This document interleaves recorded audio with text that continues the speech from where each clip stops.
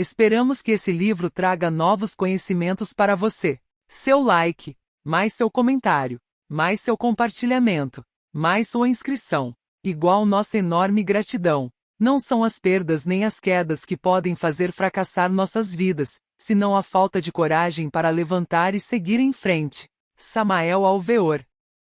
E introdução. Querido leitor, lhe animamos a seguir nos estudos gnósticos para que possamos, de uma forma prática, conquistar seu próprio ser e seus valores espirituais. Nesta conferência, estudaremos as leis mecânicas do retorno e da recorrência, quais são seus fundamentos e consequências, assim como também explicarei ao fundo o funcionamento dos termos reencarnação ou ressurreição, que são tão mal empregados dentro dos estudos esotéricos e de um modo geral.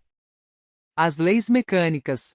As leis de retorno e recorrência são leis que se processam mecanicamente, na natureza e em todo o cosmos. O axioma da lei de retorno é que tudo retorna ao ponto de partida original. Desta maneira, também o ego lunar retorna depois da morte a uma nova matriz, útero. O incessante retorno de todas as coisas é uma lei da vida e podemos verificar isso de momento a momento. Retorna a Terra ao seu ponto de partida a cada ano, e então celebramos o Ano Novo. Retornam todos os astros a seu ponto inicial, retornam os dias, as noites, as 4 estações, primavera, verão, outono e inverno. Retornam os ciclos vidas, Mahanvantaras, etc. 3 coisas vão ao panteão ou cemitério. 1. O cadáver físico. 2. O corpo vital. Este escapa do corpo físico com a última exalação. Tal veículo flutua ante o sepulcro e vai se decompondo lentamente à medida que o corpo físico se desintegra. 3. A expersonalidade. Esta indiscutivelmente pode às vezes escapar da tumba e perambular pelo cemitério ou dirigir-se a alguns lugares que lhe são familiares. Aquilo que continua, aquilo que não vai ao sepulcro, é o ego, o mim mesmo, o si mesmo. Nos foi dito que no instante preciso da morte, no momento que o defunto exala seu último alento, projeta um desenho eletropsíquico de sua personalidade. Tal desenho continua nas regiões suprassensíveis da natureza e mais tarde, vem a saturar o ovo fecundado. Assim é como ao retornar, ao regressar, ao reincorporar-se em um novo corpo físico, vimos a possuir características pessoais muito similares às da vida anterior. Ao regressar a um novo corpo físico, entra em ação a lei do karma, pois não existe efeito sem causa, nem causa sem efeito. É completamente absurdo afirmar que alguém escolhe de forma voluntária o lugar onde deve renascer. A realidade é muito diferente.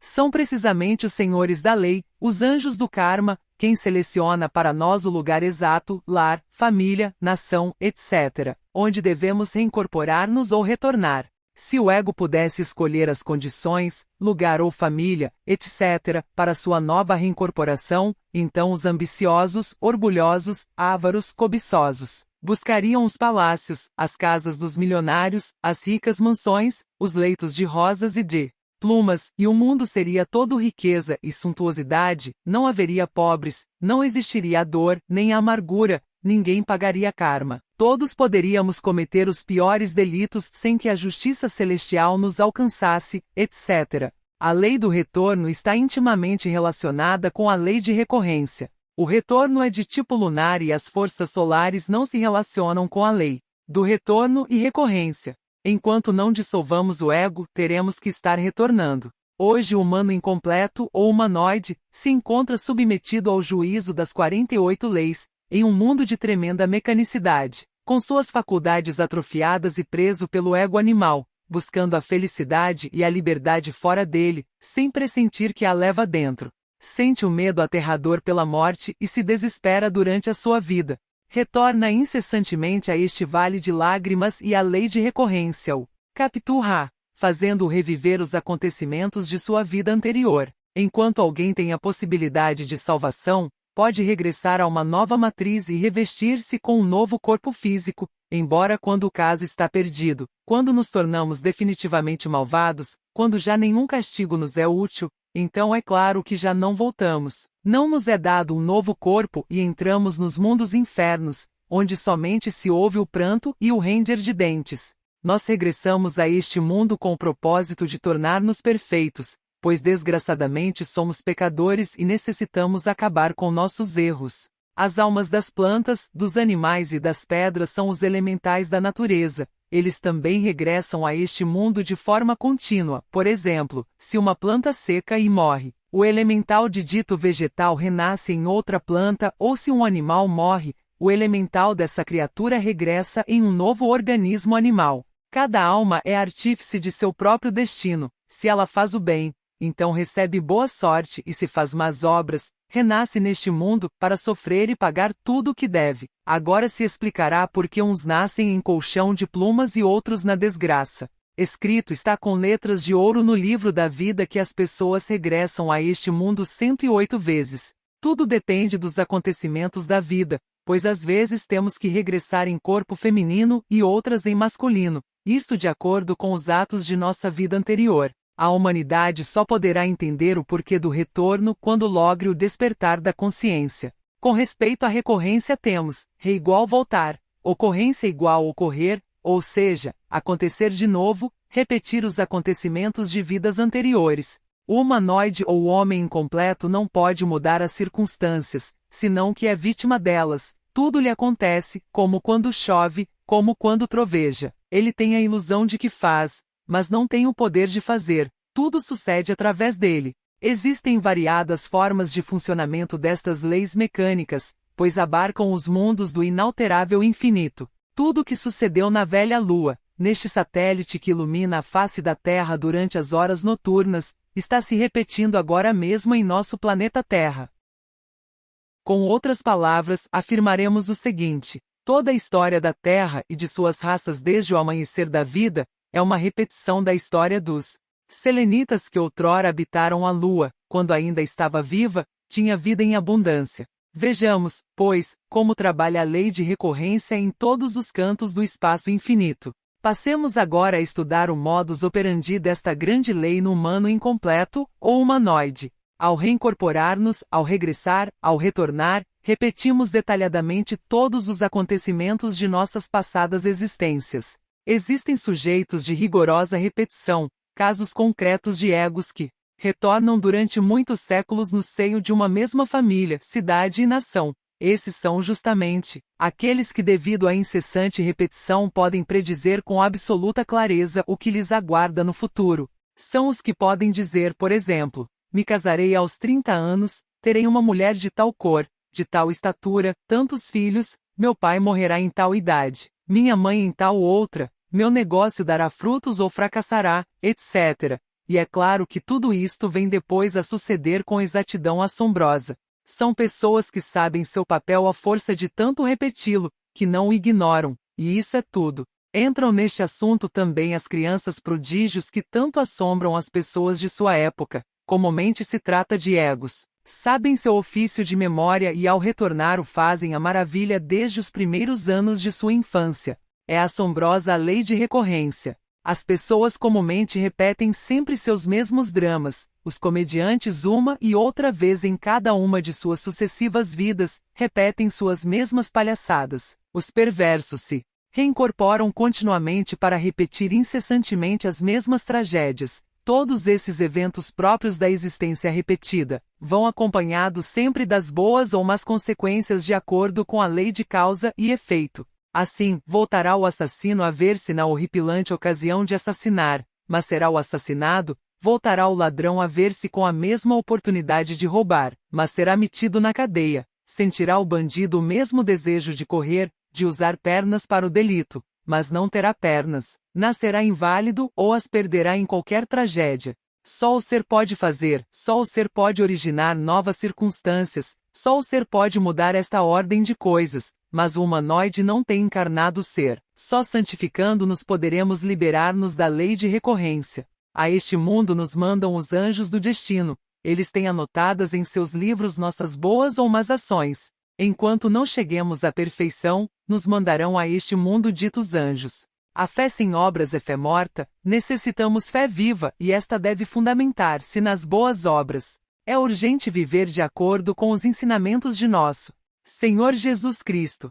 O eu continuará em sua própria semente. Isto significa que continuaremos em nossos descendentes, ou seja, regressamos à mesma família. De nenhuma maneira poderíamos negar a lei de recorrência processando-se em cada momento de nossa vida. Certamente em cada dia de nossa existência, existe repetição de eventos, estados de consciência, palavras, desejos, pensamentos, vontades, etc. Alguém pode mudar intimamente quando de verdade consegue modificar suas reações ante os diversos fatos que acontecem diariamente. Um só momento em que se esteja bastante consciente, a ponto de deixar de ser máquinas, muitas vezes muda radicalmente muitas circunstâncias desagradáveis. Quando nos auto-observamos e não fazemos o que tal ou qual eu quer, é claro que começamos a deixar de ser máquinas ou humanoides. Um homem é o que é sua vida. Se um homem não trabalha sua própria vida, está perdendo tempo miseravelmente, só eliminando os elementos indesejáveis que em nosso interior carregamos. Podemos fazer de nossa vida uma obra-prima. Os valores na luz astral se atraem e se repelem entre si, de acordo com a lei de imantação universal. Nós somos pontos matemáticos no espaço que servem de veículo a determinada soma de valores. Dentro de nossa personalidade humana, existem sempre estes valores que servem de base à lei da recorrência. Tudo volta a ocorrer tal como sucedeu, mais o resultado ou consequência de nossas ações precedentes. O eu que em passada existência teve uma aventura amorosa na idade dos 30 anos, na nova existência aguardará a idade para manifestar-se e, chegando o momento, buscará a pessoa de seus sonhos, se porá em contato telepático com a mesma pessoa e ao fim verá o reencontro, a repetição da cena. O eu que na idade de 40 anos teve uma briga por bens materiais, na nova existência aguardará tal idade para repetir a mesma discórdia. O eu que na idade de 25 anos brigou com outro homem na cantina ou no bar, aguardará na nova existência a mesma idade para buscar seu adversário e repetir a tragédia. Se buscam entre si os eus de um e de outro sujeito, mediante ondas telepáticas, e se reencontram para repetir mecanicamente os mesmos fatos. Esta é realmente a mecânica da lei da recorrência. Reencarnação. Chama-se de reencarnação o regresso de seres superiores, de seres divinais, mestres da Irmandade Branca, a este vale de lágrimas, com o único propósito de cumprir uma sagrada missão. Estes seres inefáveis selecionam a família onde vão reencarnar para que as circunstâncias lhes sejam favoráveis. Diferenças entre retorno e reencarnação. Os egos retornam incessantemente para repetir dramas e cenas aqui e agora. O ego retorna para pagar karma e satisfazer desejos. A palavra reencarnação é muito exigente. Ninguém poderia reencarnar-se sem antes haver eliminado o ego. Absurdo seria confundir a reencarnação com o retorno. O humanoide de consciência adormecida tão só retorna. Mestres como Jesus, Buda, Krishna, etc., reencarnam à vontade. Os mestres, por compaixão, comovidos pela dor humana, renunciam à dita do Nirvana e resolvem ficar conosco neste vale de grande amargura. A doutrina de Krishna ensina que só os deuses, divais, reis divinos, semi-deuses, se reencarnam. Desafortunadamente no mundo ocidental se abusou do termo reencarnação. Nos antigos tempos se celebravam no Tibete as reencarnações com grandes festas. A reencarnação é só para os indivíduos sagrados. Quando o ego, morre, só resta em nós o ser, isso que nos dá autêntica individualidade. Então a consciência desperta radicalmente e vem a iluminação interior. Em nome da verdade, só se faz possível a reencarnação ou reincorporação das almas, quando se possui o embrião áureo. Analisando esta questão, entendemos que tal embrião deve ser fabricado de forma deliberada, à base de trabalhos conscientes e padecimentos voluntários. Jesus o Cristo disse no Evangelho de Mateus algo relacionado com a reencarnação, porque todos os profetas e a lei, até João, profetizaram. E se queres receber, ele é aquele Elias que tinha de vir. Quem tem ouvidos para ouvir, ouça. Mateus 11, versículo 13 ao 15. Mas lhes digo que já veio Elias e não o reconheceram. Antes fizeram dele tudo o que quiseram. Assim também o Filho do Homem padecerá deles. Os discípulos então entenderam que lhes falou de João, o Batista. Mateus 17, versículo 12 e 13. Ressurreição. Quem renuncia ao Nirvana por amor à humanidade pode conservar seu corpo físico durante milhões de anos. Sem a ressurreição, o adepto se veria na necessidade de estar mudando seu corpo constantemente e esta seria uma desvantagem. Com a ressurreição, então, o adepto não necessita mudar de corpo, pode conservar seu veículo durante milhões de anos. O corpo de um adepto ressurrecto se transforma totalmente. A alma metida dentro do corpo o transforma totalmente, o converte em alma também, até ser o adepto, todo alma. Um corpo ressurrecto tem assento básico nos mundos internos. Vive nos mundos internos e só se faz visível no mundo físico por meio da vontade. Assim, pois, o mestre ressurrecto pode aparecer ou desaparecer instantaneamente onde queira. Nada pode prendê-lo ou encarcerá-lo, viaja no plano astral aonde queira. O mais interessante para o adepto ressurrecto é o grande salto. No seu tempo e na sua hora, pode um mestre ressurrecto levar seu corpo para outro planeta. Pode viver com seu corpo ressurrecto em outro planeta, e esta é uma das grandes vantagens. Todo adepto ressurrecto pode fazer visíveis e tangíveis as coisas do astral, passando-as ao plano físico. Isto explica por que um mestre tem assento básico no astral, ainda que possa manifestar-se fisicamente. Cagliostro, o enigmático Conde Cagliostro, depois de sua saída da Bastilha, convidou seus amigos a um banquete. Ali em pleno festim, invocou a muitos gênios falecidos que também se sentaram à mesa ante o assombro dos convidados. Em outra ocasião Cagliostro fez aparecer, como por encanto, uma preciosa louça de ouro na qual comeram seus convidados. O poderoso Conde Cagliostro transmutava o chumbo em outro e fazia diamantes puros da melhor qualidade mediante a vivificação do carbono. Sem dúvida os poderes de todo mestre ressurrecto são uma verdadeira vantagem. Um sábio ressurrecto uma vez explicou, os mestres caem pelo sexo. Isso nos recorda o Conde Zanoni, que perdeu seus poderes quando abusou do sexo. Zanoni era um mestre ressurrecto e se enamorou de uma artista de Nápoles e caiu. Zanoni morreu na guilhotina durante a Revolução Francesa. Quem queira chegar à ressurreição tem que seguir a senda do matrimônio perfeito, não existe outro caminho. Retornos do ego. O símbolo de Jesus expulsando os mercadores do templo corresponde a uma tremenda realidade de morte e horror. Já ensinamos que o eu está pluralizado. O eu, o ego, é uma legião de diabos internos. A muitos leitores não lhes agradará esta afirmação, mas é a verdade. Durante o trabalho da dissolução do ego, partes do eu, entidades que possuem parte de nossa consciência e de nossa vida, são eliminadas, atiradas para fora de nosso templo interior. Algumas vezes estas entidades egóicas se reencarnam em corpos animais. Quantas vezes terá sucedido que nos jardins zoológicos nos encontramos com formas descartadas de nós mesmos, vivendo em corpos animais. Há pessoas tão animais que se lhes tirassem tudo o que tem de animal, realmente não restaria nada. Essa classe de pessoas são casos perdidos. A lei de recorrência e a lei de reencarnação estão terminadas para essas pessoas. Este tipo de gente pode reencarnar em corpo de animais ou entrar no abismo definitivamente para logo irem se desintegrando lentamente. A verdadeira busca do destino do homem. Quando a lei do destino nos permite ir modificando nossa vida, nos está dando a resposta exata de que a balança da justiça está cedendo a nosso favor. Dizemos com isto que alguns karmas que trazemos e temos que pagar, vão se negociando. Inúmeros fracassos econômicos nos amores, em enfermidades, derrotas da vida, etc. É conveniente, querido leitor, compreender que a palavra regeneração tem que ser vista em muitos aspectos de nossa vida, como por exemplo, 1.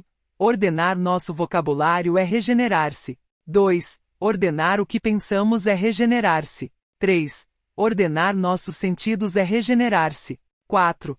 Ordenar o que comemos é regenerar-se. 5. Aprender a respirar é regenerar-se. 6. Aprender a conviver é regenerar-se. 7.